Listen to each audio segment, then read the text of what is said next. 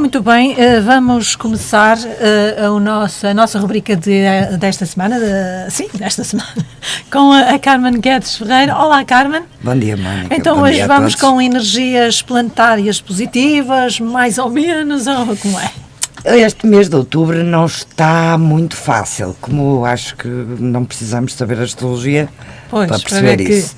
Percebemos que há muitas tensões. A semana passada, na sexta, foi a lua nova de Balança, que costuma ser uma lua nova de uma energia muito suave e harmoniosa, mas esta lua nova deu-se em aspectos difíceis com Marte em Carneiro, Saturno, Plutão e Capricórnio, Saturno, Júpiter e Plutão em Capricórnio.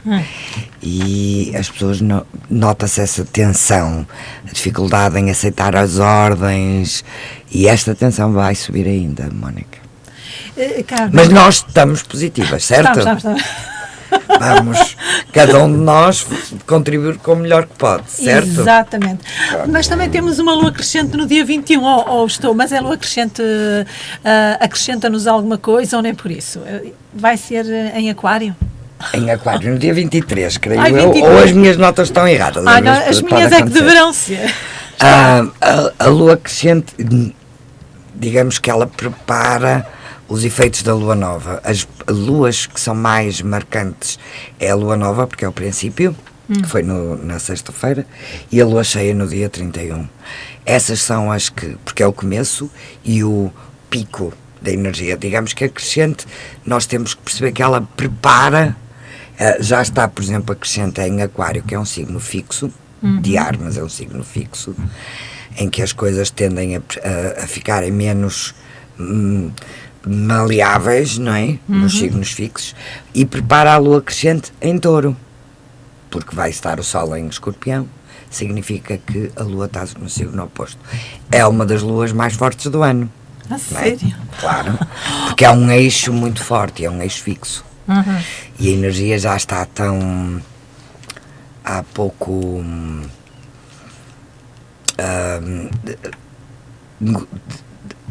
dedicada a negociações, não é? As coisas estão muito... Apesar do Sol estar em Balança, percebe-se que o diálogo, a comunicação, toda a diplomacia habitualmente de Balança não a estamos a sentir muito forte, porque os outros aspectos... Mas isso será porque Mercúrio está retrógrado? Também é verdade. Muito bem, boa investigação. Era o que eu ia dizer. Por exemplo, vamos lá, em termos de cada um de nós, todos percebemos, saibamos ou não a astrologia, que estamos a viver momentos difíceis. Momentos que vão ficar na nossa memória e não pelas razões mais sorridentes. Cada um de nós, porque Mercúrio está retrógrado e o Sol em Balança, sabe o que é que isso me faz lembrar, Mónica? Uma oportunidade de resolvermos alguma situação de relação, seja numa parceria amorosa, seja com aquele amigo, aquela coisa que não ficou bem resolvida, como o Sol está em Balança e Mercúrio em retrogradação permite retificar coisas. É uma boa utilização para essa energia. Sim, Mercúrio retrógrado, ou seja, se a comunicação não está a fluir muito bem, o trabalho do Sol em Balança fica muito mais difícil, porque é essa a grande importância de Mercúrio, Mónica, que ele é o que estabelece as pontes. Nós sem Mercúrio, não existe atividade humana sem Mercúrio, não é? Porque é o pensamento, é a comunicação como consequência. Então, quando o Mercúrio não está bem, talvez permita, em termos mais pessoais, fazer isso. Com a consciência de que é preciso pesar muito bem as palavras e é preciso trabalhar bem a questão do Sol em Balança. Ok? Eu vou tentar olhar para o outro, porque é isso que Balança faz. Naquela frasezinha que nós costumamos ler aqui, lemos que a missão de Balança é entender o efeito daquilo que ele faz no outro. E o problema é que muitas vezes cada um de nós fica nas suas dores e não conseguimos não nos abrimos, porque é doloroso, a perceber o efeito do outro.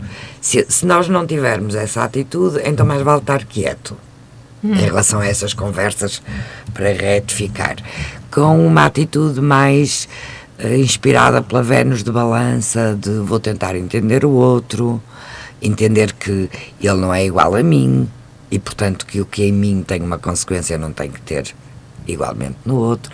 Estas condições mínimas para haver um bom diálogo. Entretanto, vamos fazer aqui uma pausa e vamos falar na Alvorada 2020. O que é isso? A Alvorada 2020, os seus intervenientes, os temas, os horários e datas. Muito bem. A Alvorada 2020 é um evento de caráter astrológico, portanto, para as pessoas que seguem habitualmente, digamos que não é um tema, pode haver, enfim, para quem gosta de saber, não vai ser necessário, não é um aspecto muito técnico. Temos uma palestra que digamos que só interessará a quem pratica ou estuda a astrologia. Mas é um evento do qual eu tenho muito orgulho de fazer parte. Faz parte de um evento global que já existe, esta é a 10ª edição, que é muito engraçada a ideia, Mónica. Já era online antes disto do Covid, este evento. Porquê? Porque naquele fim de semana, o nosso evento em Portugal é só um dia, mas o evento internacional são 3. Naquele fim de semana, a ideia é juntar em vários pontos do planeta eventos locais, que obviamente que este ano, essa hipótese, acho que ninguém a vai colocar em prática, mas a ideia era colocar eventos globais e depois de cada evento há uma palestra que é transmitida globalmente para um público que assistiu online. Então este é um evento astrológico que tem este caráter de unir o mundo. Que bom. O evento em inglês chama-se Breaking Down the Borders, quer dizer quebrando as fronteiras. Portanto, já tem uma ideia gira. É a primeira vez que Portugal é convidado para participar como co-organizador do evento. O convite foi-me dirigido a mim porque eu conheci a senhora em Chicago e entendemos muito bem e pronto. Em Portugal, portanto, aqui o que interessa, para caso de quem nos está a ouvir e for um amante da astrologia, tem também um evento global que eu sugiro que pesquise, portanto, Breaking Down the Borders. O evento nacional, o Alvorada 2020, que tem um site com o mesmo nome, alvorada2020.com, são 4 palestrantes. Eu, o Jorge Lancinha, que é um colega de Lisboa, que vai fazer uma conferência mais sobre a parte mitológica da astrologia, sobre o mito de Prometeu. O Luís Resina, que é um eminente astrólogo português, uma das maiores referências vivas, é um estudioso principalmente dos grandes ciclos que nós estamos a viver neste momento, e temos também o Enzo de Paula, que é um astrólogo venezuelano que tem grandes ligações com Portugal, vive agora em Espanha, e esse vai fazer uma palestra mais específica da astrologia. O evento do Luís Resina vai ser transmitido para o evento global. Vai ser traduzido por mim, vai ser um desafio, mas sabe, aqueles desafios que dá frio na barriga, mas que ao mesmo tempo nos entusiasma. E a Carmen Guedes Ferreira vai falar sobre... pois, esqueci-me. Eu vou falar da 12ª casa. Ou seja, o Alvorada 2020 o tema é realmente perceber que estamos numa espécie de porta de cruzamento entre uma era e outra. Por isso escolhemos o Alvorada, porque de alguma maneira 2020 já é a alvorada dos novos tempos. Há uma frase do Khalil Gibran que diz, como é que é a alvorada? É algo assim, a alvorada começa no momento a seguir à noite mais profunda. Digamos que 2020 é um bocadinho uma noite profundita, não é? Mas ao mesmo tempo é aquele instante em que a nova alvorada, a alvorada se dá.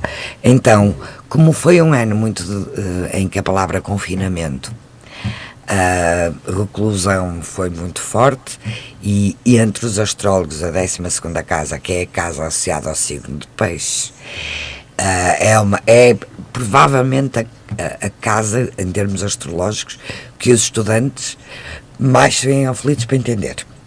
Ai, mas eu não entendo. E o que é que faz lá aquele planeta ali? E pronto, porque é uma casa muito associada ao que é interno, à reflexão, à meditação, à nossa parte mais espiritual. Na astrologia tradicional era uma casa maléfica, porque tinha um peso de reclusão, de afastamento do mundo, que nós hoje podemos viver de outra forma, e este ano nós vivemos isso. Então a minha palestra é sobre como cada signo deve usar a energia da casa 12 para se regenerar. Porque sendo uma casa de... Na astrologia tradicional, a 12 é a casa dos hospitais, das prisões, portanto ela é um espaço de afastamento do mundo, mas em que nós podemos recuperar, não é? Nos hospitais a gente vai recupera. Para recuperar e sair para o mundo melhor. Exatamente. Mesmo nas prisões seria esse o objetivo. Na prática não é isso que acontece, mas então vou falar um bocadinho mais sobre a astrologia e esta dinâmica que para os estudantes da astrologia é assim sempre um tema. Entretanto, em relação às sinastrias, o que são sinastrias? Qual é o objetivo? Quem as procura e com que intuito? Ok.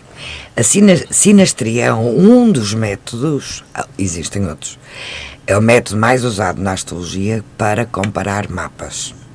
O seu e o meu, por exemplo, ok? Para que é que serve? Para entender a dinâmica da nossa relação. Onde é que ela vai ter pontos fracos, onde é que vai ter pontos fortes, observar, por exemplo, no nosso caso, imagine, Mónica, que daqui a uns anos, quando a astrologia estiver de novo no seu lugar merecido de conhecimento válido, uma empresa poderia contratar ou ter em consideração, entre outras coisas, a análise do mapa, por exemplo, quando eu quero contratar uma assistente. A minha, não é só o currículo da minha assistente que vai ser importante, certo? Claro que a relação dela comigo. A astrologia poderia ajudar também de outras formas, mas vamos imaginar isso. Ou estou a começar uma nova relação, um namorico, tá? E eu quero perceber melhor, não só a natureza desta relação, lá está, onde é que estão os pontos fortes, como é que é a nossa comunicação, é boa ou má, vai ser fácil para mim falar dos meus sentimentos com aquela pessoa, ou aquela pessoa vai esconder sentimentos de mim e eu vou ter que ter isso em consideração para perceber. Pronto, ajuda-nos não a avaliar, tipo, esqueça, diga ao rapazinho que não quer mais nada, ou à menina que isto não vai funcionar, porque é óbvio que esta é a minha maneira de fazer astrologia. Nós, sabendo, conhecendo, podemos melhorar. Claro. De forma que a sinastria não vai responder vale a pena. Sim, claro. Vai falar sobre o tipo de relação. A troca, a questão, por exemplo, só numa relação romântica, no homem vemos certos planetas e a maneira como ele manifesta a parte masculina mais ativa e como é que isso se conjuga. E temos também a comparação, tipo, se o meu Sol vai calhar na sua casa 1, que é a casa do eu, então a minha presença na sua vida vai ajudá-la na sua autoafirmação. Se é na casa 2, que é a casa do dinheiro, a minha presença na sua vida pode ajudá-la na questão de ganhar dinheiro e por aí fora. Não é? Então há muito, é uma consulta muito complexa. Em Portugal não há muito tradição de se fazer, mas noutros países há. Inclusive na Índia, por exemplo, ninguém casa sem ir ver um astrólogo primeiro, não é? Se bem que ali é mesmo mais para fazer a avaliação se deve ou não casar. Então a sinastria é um dos métodos que permite a cada um de nós conhecer a natureza, a dinâmica e também o propósito da relação que tem com outra pessoa. Principalmente esta questão do propósito podemos ver a sinastria num ponto de vista mais ligeiro. Então, se nos vamos dar bem, se não vamos, como é que comunicamos, se há ali a hipótese de vir a desenvolver um amor, se é apenas uma amizade, há estas questões, mas também há a questão de podermos perceber qual é o propósito do encontro das duas almas. Sim. Então é uma técnica muito importante e que se faz cada vez que eu quero perceber outra relação. Deixa-me só contar-lhe isto. Eu tenho uma aluna que é celebrante de casamentos. Um dos serviços que ela oferece é, porque ela ainda não é uma astrologa profissional, portanto sou eu que presto esse serviço, é um serviço de sinastria. Os noivos fazerem uma consulta juntos para fazer essa avaliação, vocês aqui e tal, para poderem preparar uma vida em comum com mais informação, não é? Interessante. Super, não é? Super. Entretanto, vamos então às características do Escorpião, o seu elemento, os seus regentes, okay. E compatibilidades, não sei se valerá a pena. Ora, Escorpião é um signo de água, é o terceiro signo de água, mas é uma água profunda, escura, as lagoas escuras, aquelas águas assim. É um signo fixo. E é regido por Marte e por Plutão. Então é um signo que é muito avaliado pelo senso comum como um mau signo. Há muitas piadas em termos de astrologia, porque é um signo de poder, Mónica. É o signo do poder real. Em Escorpião o poder não tem que ser visível, não tem que me achar a maior, isso é em Leão. Eu não tenho que ter estatuto com isso, isso é em Capricórnio. Em Escorpião é poder real. Uma história que a maior parte das pessoas conhece, do Maquiavel, não é? Que foi uma figura tão significativa que nós temos uma palavra para isso, maquiavélico. Lá está, era ele o verdadeiro detentor do poder, era ele que criava estratégias de poder, e no entanto ninguém sabia. Quem aparentemente ditava as leis era o rei, mas ele era o estratega da situação, e Escorpião é um pouco assim. É uma energia muito forte, muito poderosa, e realmente quando não é vivida com muita consciência, é uma energia que causa muitos danos, não é? Porque eu uso muitas vezes a metáfora que acho que é uma citação de vários super-heróis. Um deles é o Homem-Aranha, com maiores poderes, maiores responsabilidades, certo? E em Escorpião nós temos um poder atómico, porque Plutão está associado à energia atómica. A energia atómica cura ou mata. É tão poderosa que, se for mal usada, não é? Mas também é a energia de Escorpião, e eu sei que este é um tema a qual a Mónica é muito sensível.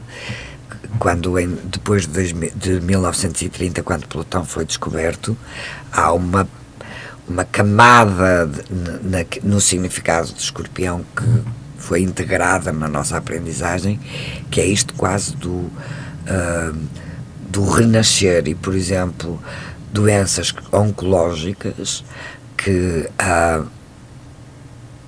eram uma sentença de morte, não havia nenhuma alternativa, nem. É um processo duro, é um processo de transformação que não é apenas estético, não é levezinho, certo? Não é uma massagenzinha, não, é uma coisa profunda. Escorpião. Marte é o regente da cirurgia. Então são estas energias que hoje em dia nos dão possibilidades de regeneração, de transformação. Escorpião é o signo da Fênix renascida. É renascer das cinzas, certo? Que era uma experiência humana experienciada por muito poucos. Hoje em dia é experienciada por milhões, não é? Estas experiências de passar por este... Escorpião também é um signo que eu imagino sempre como um túnel. A gente sai de Balança e vai por um túnel escuro para depois sair em Sagitário, e nesse túnel há transformações, ou então, qual é um dos lados negativos de Escorpião? A possessividade, digamos, eu não queria dizer a maldade, mas o ser capaz, quando Escorpião age, não age temperadamente. Em Escorpião as coisas são muito boas ou muito más. A minha filha fala muitas vezes nisso, que é um amor de criatura, tem uma lua em Escorpião. E então, por exemplo, onde é que eu vi essa lua em Escorpião? Quando ela era pequenina. Minha filha ia a uma festa. Então, filha, que tal foi a festa? Havia duas hipóteses de resposta, Mónica, só duas. Ou foi a melhor festa de sempre ou a pior de sempre. Foi a qualquer lado, sabe? Tipo, ela vivia tudo com uma alegria enorme, principalmente quando era criança, não é? Que aquilo, a lua é mais à flor da pele. Ou então era um drama, uma coisa, e Escorpião vive muito este sobe e desce de emoções.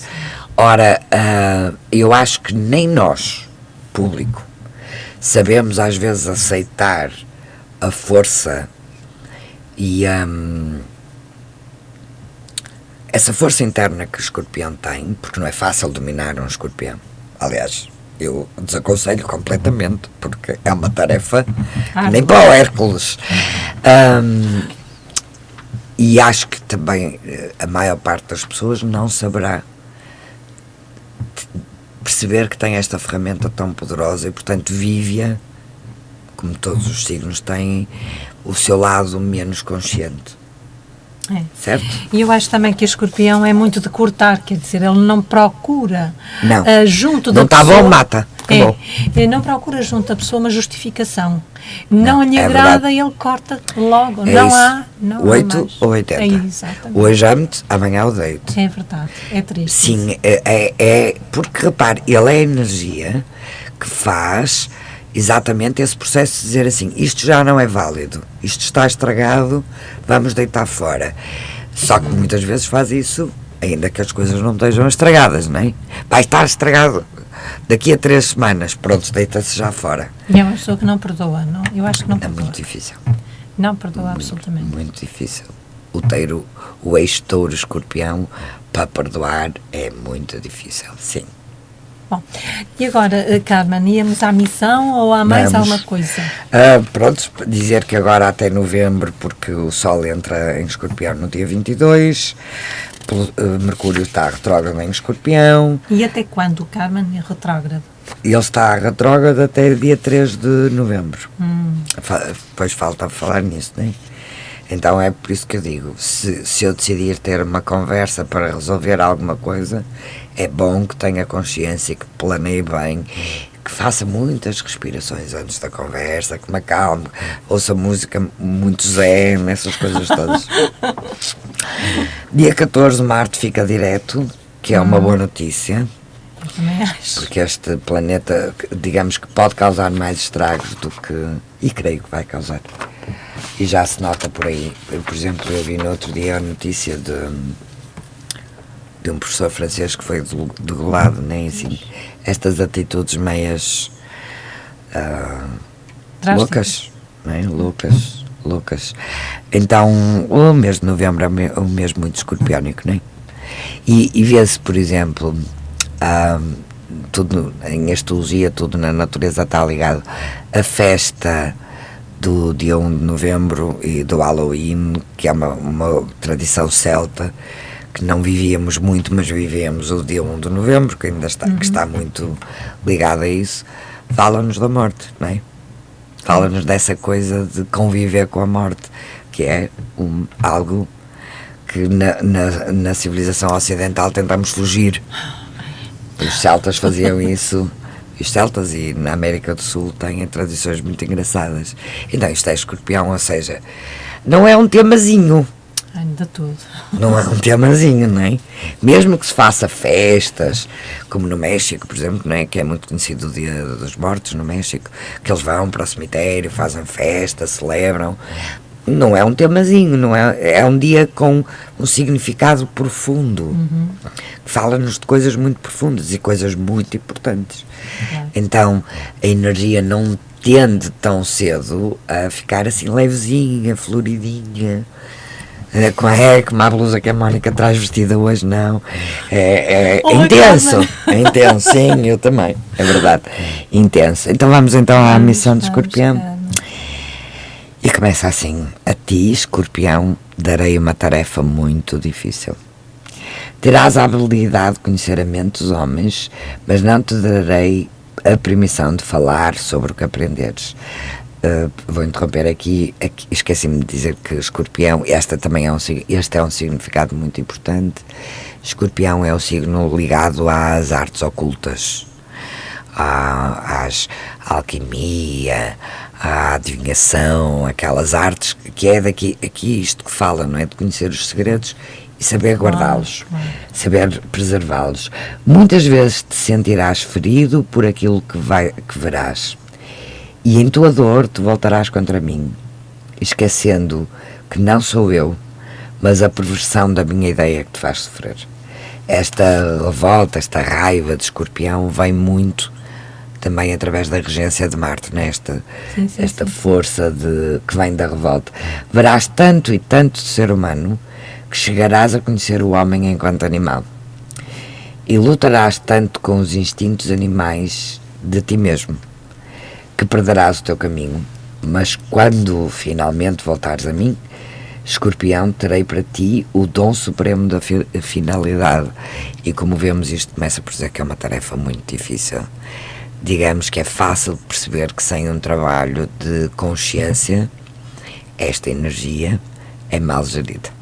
É verdade. Carmen, foi um gosto uma vez mais, aprendi muito consigo, e marcamos encontro daqui a um mês, quando houver. E depois vamos marcar um encontro para FA 2021, não é? Exatamente. Temos que marcar. Estejam atentos lá no princípio de dezembro, a gente vai arranjar. Queria agradecer o facto de ter feito publicidade à Rádio Matosinhos Online no seu canal do YouTube. Não, claro. Muito obrigada, Um beijinho e um dia feliz.